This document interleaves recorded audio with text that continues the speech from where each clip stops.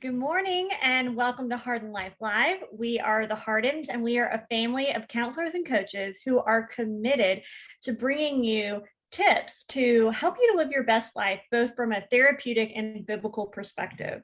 And the month of April, we have taken as an opportunity to really talk about family and children and child rearing and teens. And there's so many topics that we can cover, but today we summoned the best in Rochelle from Alabama. She is just a wealth of information as a parent herself and as a helping professional. She is committed to helping parents and families really understand what it means to connect. And I love that you took this topic, Rochelle, because there's a difference between being with your family and actually connecting with them, and the impact of what real connection does to each individual member, especially your children. So would love just to hear from you kind of what inspired the topic, and if you can share some of your tips with us. Yes, absolutely. Thank you for having me. And it's always a pleasure to see both of you. So connection is one of those topics that we could dive into and we could talk about probably for months. It's an area that honestly, if we look at our society as a whole, we've shifted away from connection. I remember I was in Atlanta, several years ago, and I was with an organization. They really focused in on women and resourcing them, and they served the homeless community. And one of the phrases that he used over and over in our time of just being with them is he would say, being with is way better than doing for. And he was looking at that from a contextual standpoint of a lot of these ladies that are there, they have family members, but their family wasn't with them, or their family was in another state, or they were completely disconnected from them. And so this organization became the family around them.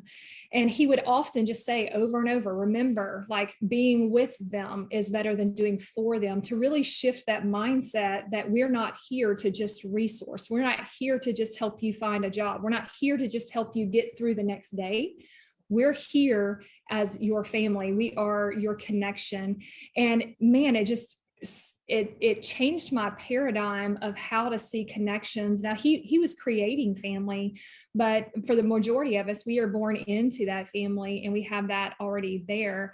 I was in some training just yesterday, and one of the things that we were talking about was in connection. Like we were created for connection, but we weren't taught connection from the beginning. It's something that we have to learn. Like connection is not something that's automatic. It's something that from the age of birth that we began teaching. As soon as we see that little one and we're holding it in front of us and that baby coos and we coo back to them, it is a type of connection. And as we continue to do that over and over, we are forming those connections that teach that child, I'm safe and I'm loved, which are the two things that we want to breed out of that connection. So as you can see, I'm super passionate about connections. And honestly, Audrey, Carla, like to me, one of the things that we have shifted away from is we have really shifted away from family connections. A lot of times we have electronics in front of us, or we're in the same room, or we're in the same house even, and we consider that connection. But I would really love to challenge that to be deeper, to go, no, connection is I'm with you. I'm not making your dinner. I'm not doing your laundry. Those are things I do for you, but they flow out of the connection. It's because I love you, I do those things. Does that make sense? It makes so much sense, Rochelle. And as I think of, you hit it right on the head. We are in the age of technology, and this technology is a distraction from connection. And no one wants to hear that, because technology is also how we self-soothe. It is also how we get a mental break and just sort of numb out. It's also how we use it for babysitters for our kids and our teens. And so it's a touchy topic. even though people logically can go, yeah, that's right. I don't want us all sitting around the table with, our cell phone or, some device. We have found that gravity goes to the lowest point. And it's like our innate draw to just zoning, to me, is the greatest enemy of connection. It's either lack of skill, I don't know how to connect, or I've gone down to that lowest point of just numb out.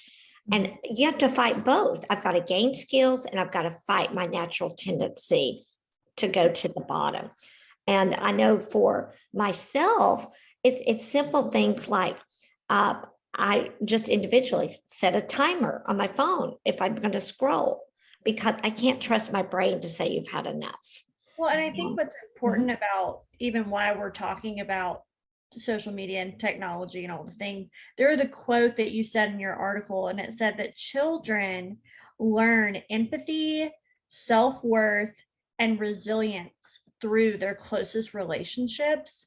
And as a family, you have the opportunity to influence and be that closest relationship for your children, to influence how they build resilience, how they build empathy, and knowing how to connect. And I think that you gave some great points in your blog of how to do this. But what would you say, just off the cuff, of what are some practical ways that you can help instill this self-value in a child?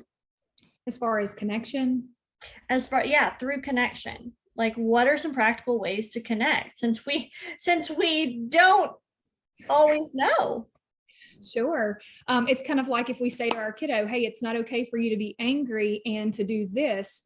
We want to redirect that and say, no, you can be angry, but maybe you can't punch your brother, right? So we have to give them a new tool. I can be angry, but I can't punch them. So I have to give them another tool. And it's the same with connection. We say we want connection. We say we want these relationships in our family to be closer, but really focusing in on how do we do that. So let's talk about real quick, just some practical ways. I do want to point out as we dive into that one of the prominent things that I see as a therapist and as I'm working with families, one of the hardest things is that we are a part of that equation, right? We're part of that connection piece. And so my history, my experience, my family values growing up, my childhood experiences have all formulated how I connect. So if I've experienced trauma, if I had a parent who maybe they didn't have that close emotional relationship with me, or maybe I had an absent parent, all of those things contribute to what we refer to as our childhood attachment. And that out of that childhood attachment, it births how we learn to connect, whether it's within our family, whether it's with relationships outside of the family, whether it's employers, friends, doesn't matter. Our ability or our skill level to connect with other people is based on what we've learned in those early attachment periods, usually between the ages of 0 to 13. So saying that, sometimes as we talk about these application pieces, sometimes it's a little challenging, or it can be a little intimidating because, say, for example, my father was very, very good at nurture. He was military. My mom was a stay-at-home mom. So I had nurture, and structure, right? And so for me, formulating what that attachment looked like was very different. So I didn't know how to play well. Everything was super serious. I was the youngest of a sibling group of 5. I was the only girl. And so I didn't know how to play and not be serious all the time. And so whenever I started working with children, I was so intimidated because I thought, I don't know how to do this well. And so it challenged me.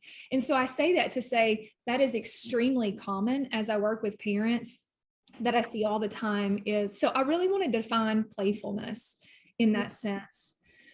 Playfulness is not clown. It's not me being exaggerative or dramatic. In fact, sometimes that can make that connection piece a little bit harder.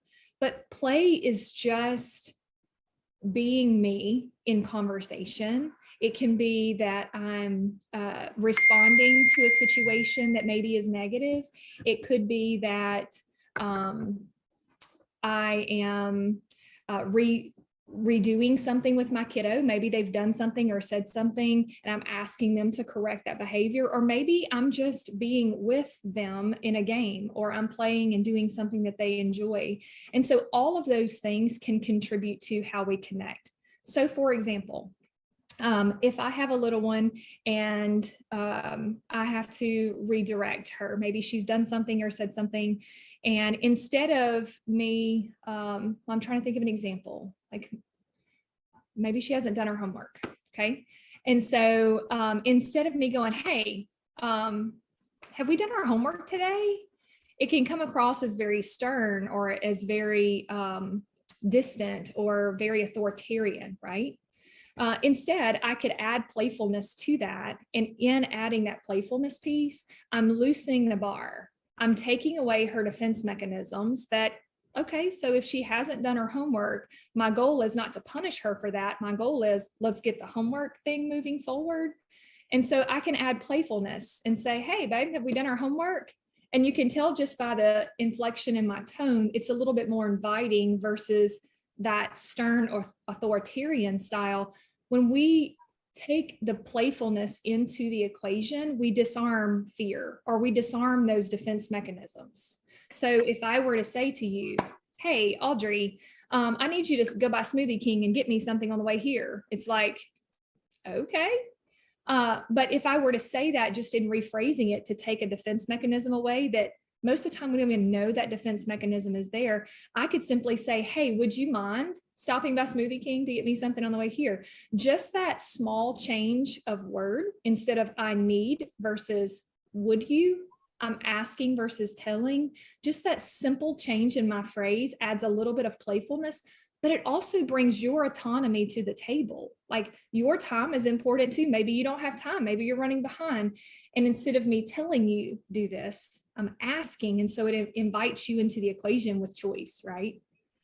It's almost like what you're saying, Rochelle, is play is sort of a back and forth flow versus that authoritative is one down. I'm telling you what to do or you need.